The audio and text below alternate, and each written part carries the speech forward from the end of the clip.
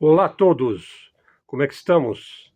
Eu novamente no seu canal Luz no Fim do Túnel, neste 19 de junho. É uma quarta-feira, dia frio na capital paulista, mas dia de sol, por volta aí de 18 ou 19 graus. Eu vou usar uma fonte aqui muito comum, que é o Caio o Alemão. Caio nos traz notícias frescas e muito reais, mídia alternativa, mídia independente de grande qualidade. Quando queremos saber realmente o que está acontecendo na Europa, ele é uma boa fonte, né? Ele é mais confiável do que o do Der Spiegel, ou The Tribune, ou Telegraph, ou enfim, qualquer mídia, Bloomberg, né? A CBS, a NBC, as mídias, aquela mídia famosa lá na BBC de Londres, né? O Caio ele fala a verdade, né? Então, veja só, hoje nós vou usar um vídeo que ele trouxe para nós, onde ele analisa qual seria o efeito de uma bomba nuclear numa cidade alemã, né, pois que ele mora na Alemanha. O Caio é brasileiro, mora na Alemanha acho que desde muito tempo, né? Veja, por que a Alemanha? A Alemanha é o país europeu que mais apoia a Ucrânia hoje, né? É o coração industrial da Europa, né? A Alemanha ela voltou as costas para o seu principal parceiro energético, que lhe fornecia o gás e o petróleo barato, que era a Rússia, sobretudo o gás, né? A Alemanha se dobrou aos interesses geopolíticos aí dos Estados Unidos, pois que os Estados Unidos praticamente é quem manda na Europa hoje, principalmente através da OTAN. Militarmente, ele controla ali os acontecimentos, né? A Alemanha deveria se dar conta de que se houvesse uma guerra atômica, ela começaria muito provavelmente na própria Alemanha, mais especificamente no centro financeiro de Frankfurt. Muito bem, então vamos lá. O grupo Greenpeace, que vocês sabem é um desses think tanks ambientalistas radicais, né? O grupo Greenpeace fez uma análise há 4 anos de como seria uma bomba nuclear lançada numa cidade alemã. 3 capitais europeias, aí Frankfurt, centro financeiro da Alemanha, Paris, a Cidade Luz, capital da França, e Londres, o centro concentrado das finanças do Ocidente. A City de Londres vamos dizer, o coração financeiro praticamente do mundo, né? E capital da Inglaterra, do Reino Unido, né? Possivelmente as primeiras vítimas de uma guerra nuclear seriam essas 3 cidades: Frankfurt, na Alemanha, centro financeiro; Paris, um símbolo da Europa e capital da França; e Londres, o centro das finanças do Ocidente. Os foguetes levariam aí 100 segundos, os foguetes, os mísseis, né? Levando a ogiva nuclear ou as ogivas nucleares. A ideia é que ele vai ser atingido por uma ogiva nuclear, né? Levaria 106 segundos para atingir Frankfurt. 200 segundos, quer dizer, isso aí, 200 segundos, o que é 200 segundos? É 3 minutos, né? Para atingir Paris. E 202 segundos para atingir Londres, quer dizer, praticamente o mesmo tempo, né? Frankfurt está mais perto, né? Levaria 1 minuto e meio, né? A Rússia utilizaria armas nucleares se ela fosse atacada primeiro pela OTAN, né? A doutrina militar russa prevê o uso nuclear como defesa. Só que essa doutrina aí está sendo revista, né? Preveria, inclusive, o uso nuclear como um ataque sem que tenha sido atacado, né? E não como um contra-ataque, que é o que prevê a doutrina militar russa. Detalhe, a doutrina norte-americana prevê o uso da bomba nuclear como um puro ataque, sem que os Estados Unidos tenha sido atacado com uma arma nuclear, como eles fizeram lá no Japão, né? O uso de bombas nucleares, ele vai se dar ou se daria em função da escalada militar promovida de um modo cada vez mais histérico, né, pela guerra informacional insuflada pelos Estados Unidos. Então, os Estados Unidos já fez da Europa e de boa parte da mente europeia, naturalmente que o Caio não faz parte desta multidão, né, que se tornou russofóbica, islamofóbica e tudo mais, né. Bom, nesse momento aí a guerra informacional, na verdade a guerra de informação, né, a guerra pela sua mente, né, é uma das modalidades da própria guerra, né? Tenta colar aí as responsabilidades, né, pelo conflito em curso, promovido pelo Ocidente, tentam colar toda a responsabilidade na Rússia. Mas veja, quem é que joga bilhões lá na Ucrânia para atacar a Rússia? Quer dizer, eles aprovam aí, o Congresso aprova aí 60 bilhões, 100 bilhões, 200 bilhões, para quem? Para dar na mão do Zelensky? Não, para dar na mão do presidente da Raytheon, da Lockheed, né, da Norton, da BAE System, da Boeing, né, ou seja, para os sócios lá do Pentágono, né? O dinheiro vai para lá, para a produção de armas, e depois eles mandam as armas para o Zelensky. E depois eles confiscam o dinheiro da Rússia na Europa, né, dá uma parte para o Zelensky poder pagar de volta. Quer dizer, então assim, é um círculo vicioso, né, é um sistema absolutamente extravagante, né, e depravado, vamos dizer assim, né? Quem é que joga lá bilhões em armas? É os Estados Unidos, né? Quem é que envia bilhões em armas para Israel trucidar a população civil na Palestina? Por isso que eu digo que ali é uma guerra de Israel contra a população civil palestina, né? É os Estados Unidos. Quem é que passa o dia inteiro dizendo que Taiwan é do Ocidente e que Taiwan, que fica nas costas da China, no mar da China, não é da China? Os Estados Unidos, né? Qual mídia propaga russofobia, islamofobia, propõe o mundo LGBT, né?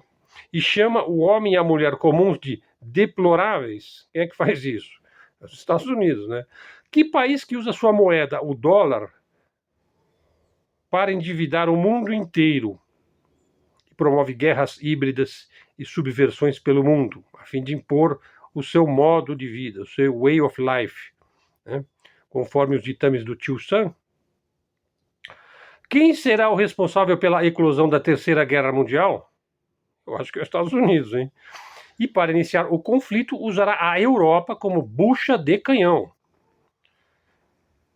Existe uma guerra física, material, entre soldados, né? Entre pessoas, né?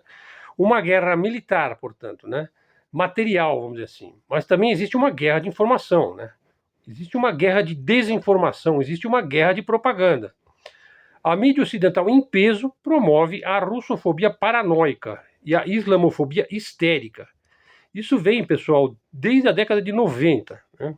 Eu expliquei muito bem essa questão num vídeo que eu dediquei aí ao como que os neocons destruíram a União Soviética. Procure esse vídeo aí, que é um dos vídeos mais importantes da nossa série de vídeos, né? Dedicados à política, geopolítica, cultura, etc. Né?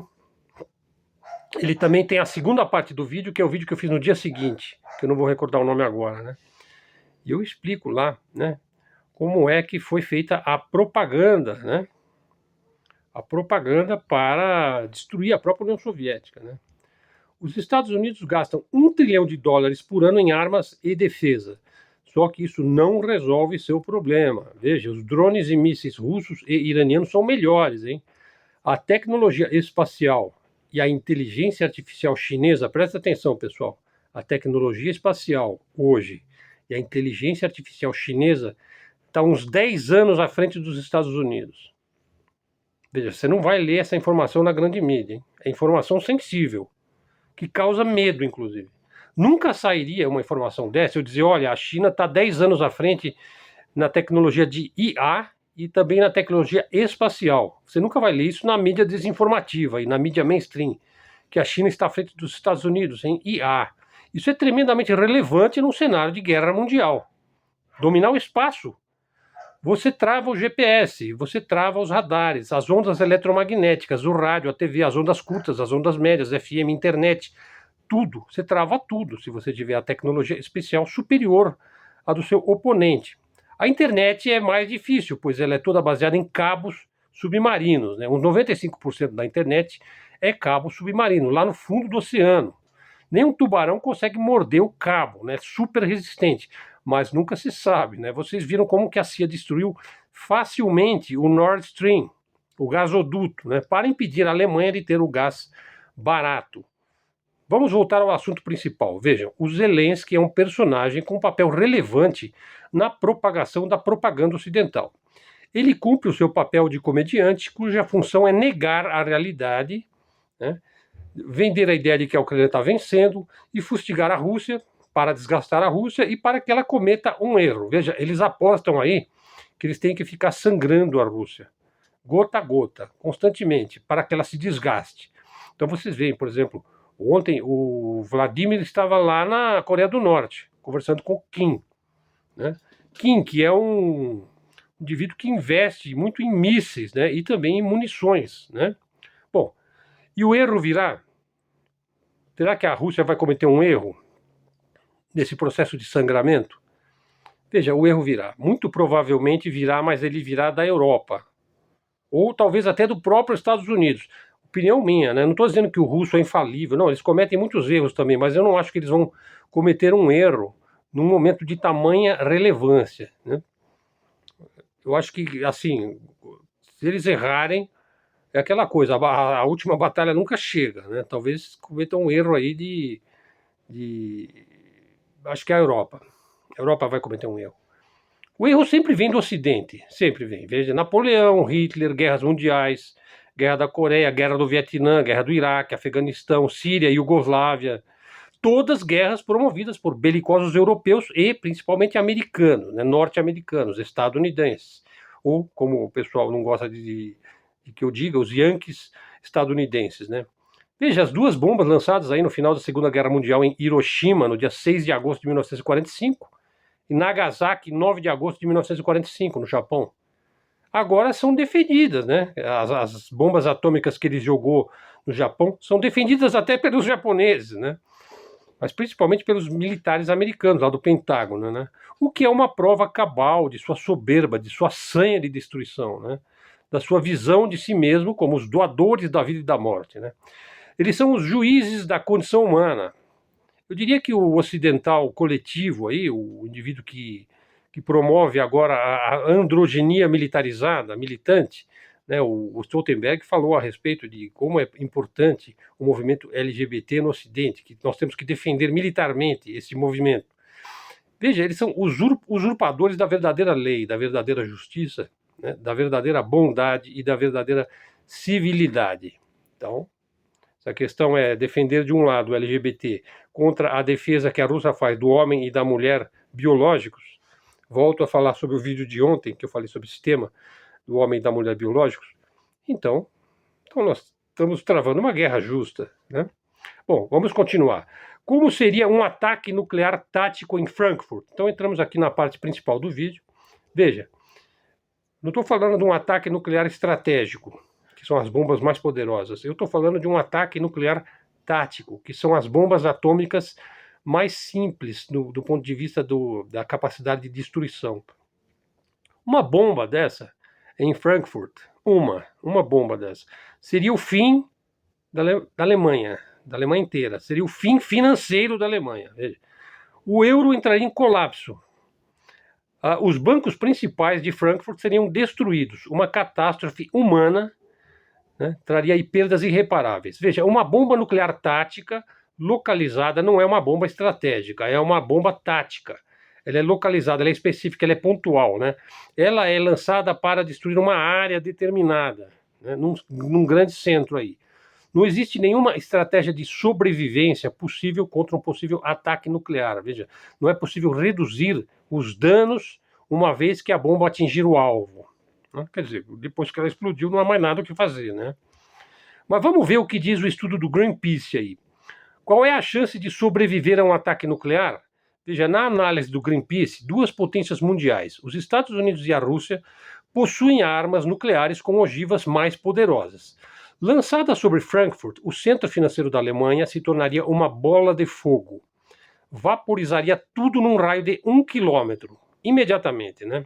Numa área de 3 quilômetros quadrados. Assim que ela explodisse, 10 mil frankfurtianos residentes morreriam imediatamente, né? Num segundo momento, essa explosão ela se espalha, num segundo momento, né? Poucos segundos após a primeira explosão, o primeiro impacto, ela se espalha para um raio aí de 2 quilômetros, numa área de 10 quilômetros quadrados. Ela vai causar danos aos edifícios, aos prédios, ela vai demolir o concreto, ela vai derreter o asfalto, ela vai destruir a estrutura toda. 100% das pessoas nesta área de 10 quilômetros quadrados vão morrer, mas não no primeiro impacto, no segundo impacto.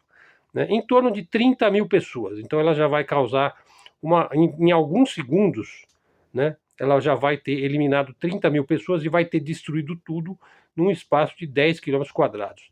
A radiação, então, já vai começar a se espalhar. Ela vai se espalhar até uma distância de 2,5 quilômetros, numa área aí de mais ou menos 17 quilômetros quadrados. Isso em alguns minutos. Então vai ser fatal para mais de 50 mil pessoas. Veja, na terceira área, quando ela atinge já na forma de radiação, a maioria das pessoas vai morrer em talvez 1 hora ou 2.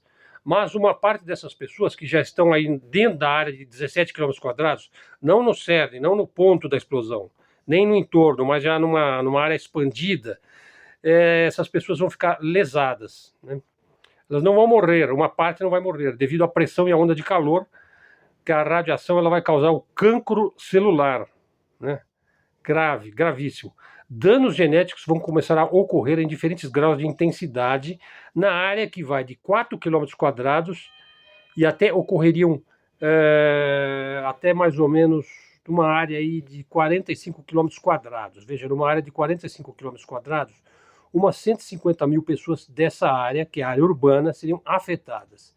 Muitos edifícios e estruturas fora da área da onde a bomba explodiu, da área mais alargada, vão também serem destruídos, né? E não totalmente, né? Porque eles já estão mais distantes do ponto central da onde a bomba explodiu, né? Mas vão estar sujeitos a incêndios, né? Bom, e o pessoal que está mais distante aí, na minha opinião, é o que sofre mais, é o indivíduo que não morre, né? Que ele está, digamos, dentro da área de 45 quilômetros quadrados, ele está, digamos, a 40 quilômetros não, ele está, digamos, a 3 quilômetros ou 4 quilômetros até, né, de distância aí, numa área que vai, vamos dizer assim, de 4 quilômetros quadrados até 45 quilômetros quadrados, é uma área que vai sofrer assim uma semidestruição, né? Mas as pessoas vão estar sujeitas à radiação e vão ficar com cancro celular, né? Lesões por queimaduras, né? Ocorre aí num raio de 10 quilômetros, A área total afetada, vamos dizer assim, qual seria a área total afetada de uma bomba nuclear tática lançada em Frankfurt? Abrangeria uma área aí de 200 a 220 quilômetros quadrados, afetando algo como 650 mil pessoas, considerando aí a densidade demográfica da cidade de Frankfurt. Veja, na verdade, assim, entre 1/3 e a metade desse número aí de 650 mil pessoas, mais ou menos a metade morreriam. E a outra metade ficaria ferida, né? Então você teria aí 300 mil mortos e 300 mil feridos, né? Estar no meio da área de ação desse evento é estar no meio de uma explosão radioativa, né? O melhor cenário, se é possível falar em melhor cenário, é morrer logo. Na minha opinião, é melhor você morrer logo. O pior é ficar lesado, né, imprestável, né, desenvolver o cancro celular. Ou numa situação mais leve, né, de você estar mais distante da área de risco, você está mais distante ainda, você vai ter danos genéticos relacionados com a radiação. Significa que os seus descendentes, imagine o cara acabou de se casar, tem 25 anos, né, está no auge da sua virilidade, ele vai ter descendentes? Se ele sofrer o efeito da radiação, né, as pessoas que receberam a radiação, inclusive num nível até baixo, mas elas terão sérios problemas de saúde e problemas aí genéticos, né? Elas terão descendência com danos celulares, danos genéticos. As pessoas, a prole vai nascer com defeitos físicos, defeitos mais ou menos graves, né? Numa área que vai aí de 300 quilômetros quadrados até 8.000 quilômetros quadrados. Os descendentes nascem com defeitos físicos, né, conforme o nível da radiação. Então, pessoal, é uma situação assim meio pesada, meio complicada, né? A Alemanha é um país pequeno, né? De norte a sul são uns 1.000 quilômetros, de leste a oeste dá uns 400 quilômetros. Ou seja, uma bomba atômica tática, veja, ela é menos poderosa do que a estratégica, tá? A tática. Ela vai afetar toda a Alemanha, o país inteiro. A explosão da bomba atômica aí de 550 quilotons em Frankfurt significam, vamos então resumir, 500 mil mortos na explosão, ou seja, na pressão e no calor, né?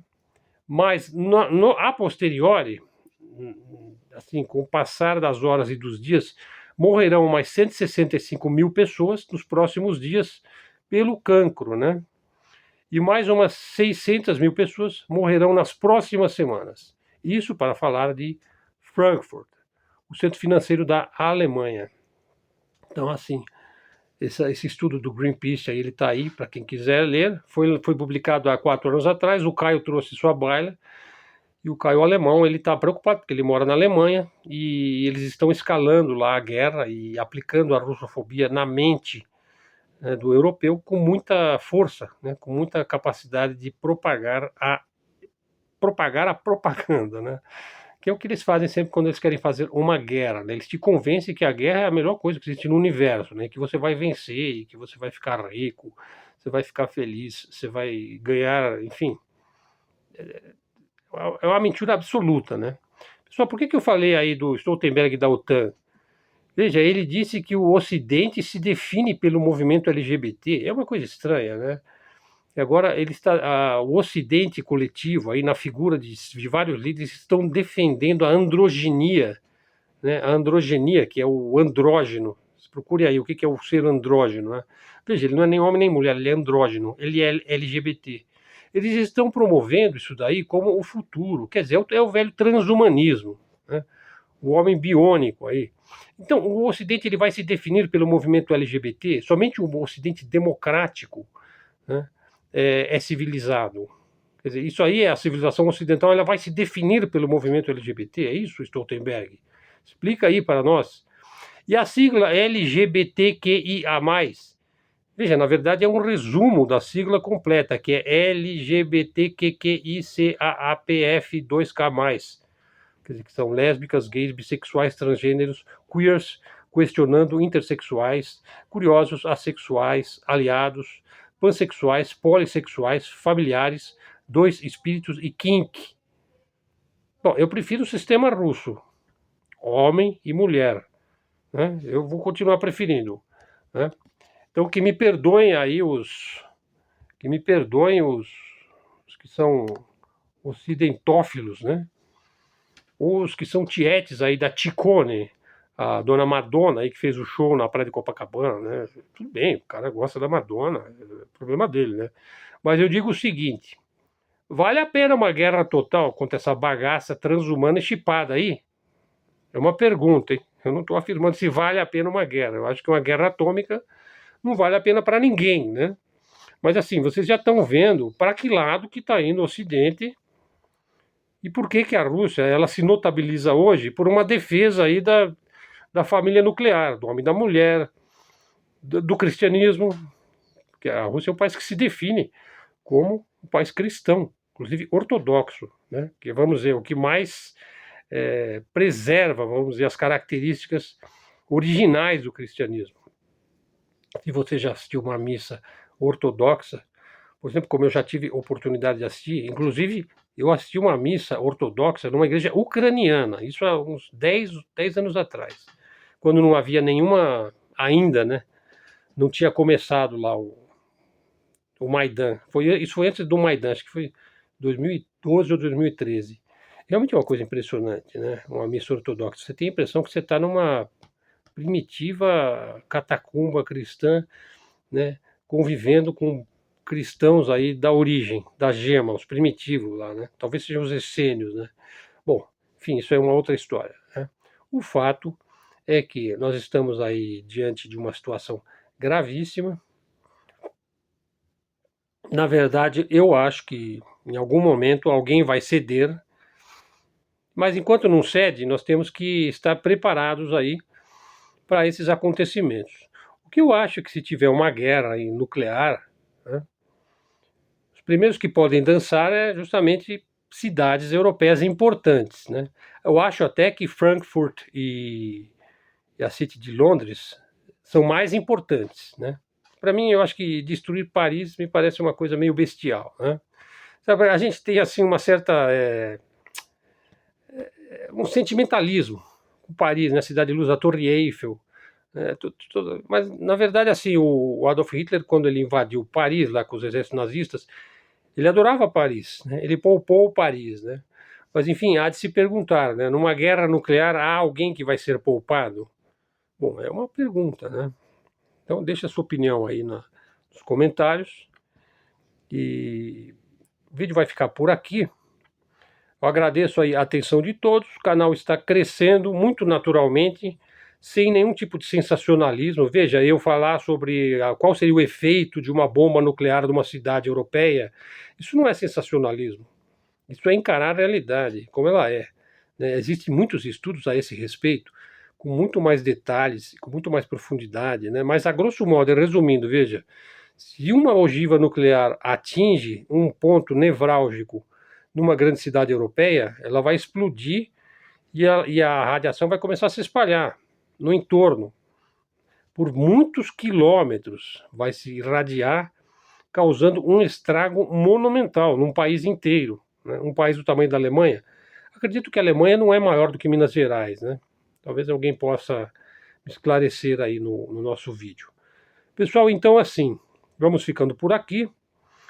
Chamou muito a atenção ontem o vídeo no canal do Rubem Gonzalez, no Geoforça.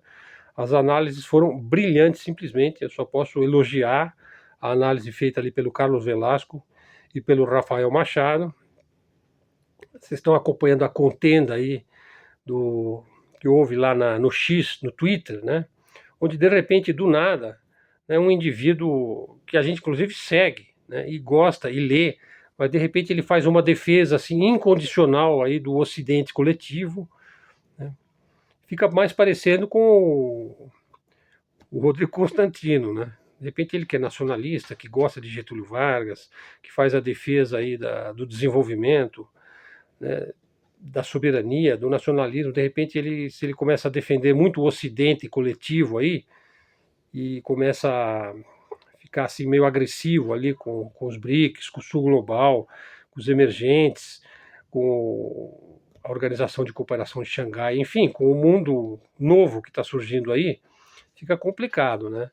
Veja, mesmo se você tiver medo da Rússia, que eu acho que é muito comum, né, o medo da Rússia em função do discurso macartista e do olavismo, né, que lavou muitos cérebros, né, e colocou muitos chapéus de alumínio na mente de muitos brasileiros, né? Mesmo se você morre de medo da Rússia, né, lembre-se, quem mais nos beneficiou na ONU nos últimos anos foi sempre a Rússia, né? Por exemplo, a Rússia voltou contra aquela ideia de vincular a preservação de florestas com as mudanças climáticas, né? Quer dizer, querem tomar o nosso Amazonas porque é uma questão de segurança nacional para os Estados Unidos. A Rússia votou contra, ela beneficiou o Brasil. Quer dizer, então, no mínimo, a gente tem que ter uma capacidade assim de analisar geopoliticamente a situação, né?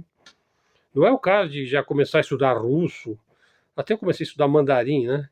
Talvez ele venha a ser a segunda, a terceira língua, né? O mandarim, né?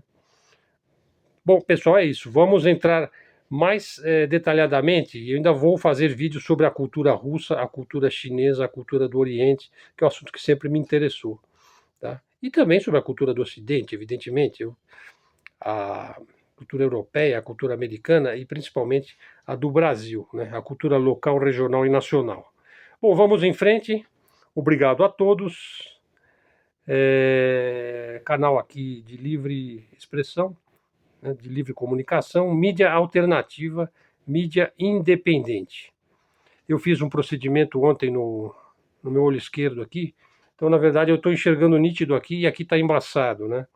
Mas mesmo assim a gente vai tentar manter o padrão de fazer um vídeo diário para vocês e dá o like aí para o YouTube saber que você esteve aqui, né? Faz um comentário, traga um seguidor para o canal, torne-se membro do canal. Se quiser fazer um Pix também, ajuda o canal, né? Pessoal, então é isso. Obrigado a todos, até a próxima, fiquem com Deus.